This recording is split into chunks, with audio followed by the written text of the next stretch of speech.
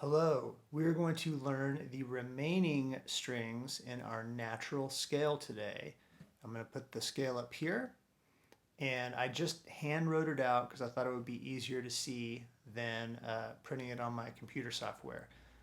We already did the first three strings, if you remember, but now we're adding the lower three strings here. Note that this is something we talked about with tuning, but the low string, the sixth string, E, and the first string, E, are the same note, aren't they? They're separated by 2 octaves, so one's much lower and one is much higher, but you'll see that the notes are the same. So hey, that's cool. It's like you already knew one string, right? So I'm going to use my pick, but again, you can use your thumb if you'd like. We're going to play E, F, G. Again, we are playing all the natural notes, the white keys on the piano, so to speak, and not the black keys, the sharps and flats for right now.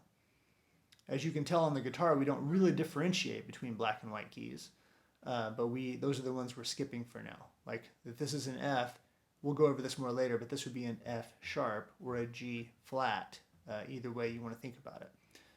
But don't worry about that for now. So on the sixth string, E, F, G.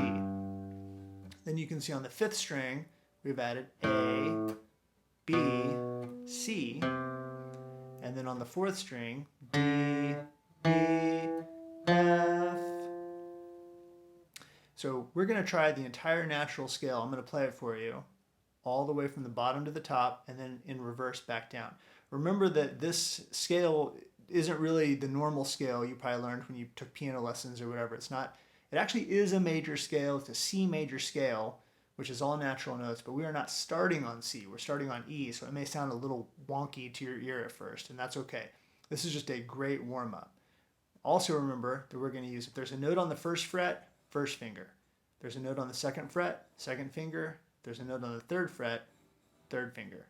Now, we're not using pinky yet, but this way we get a full finger workout, which is great for these 3 fingers. So here we go.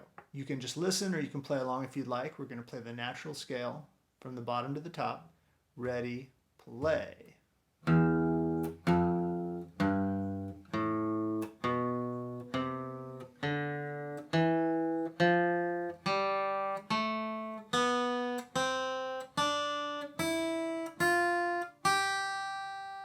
And now we're going to go in reverse. Don't worry, we don't usually read music in reverse, but it's just kind of easier just to look at it backwards when you go back down the scale here. Ready, play.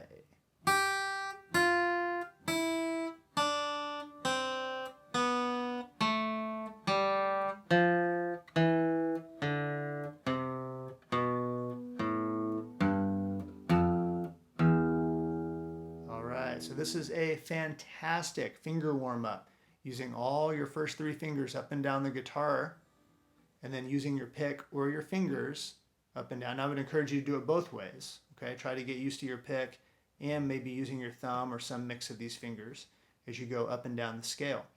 Do you have to memorize the note names? Certainly not, but it may help some of you and it may come in handy later on.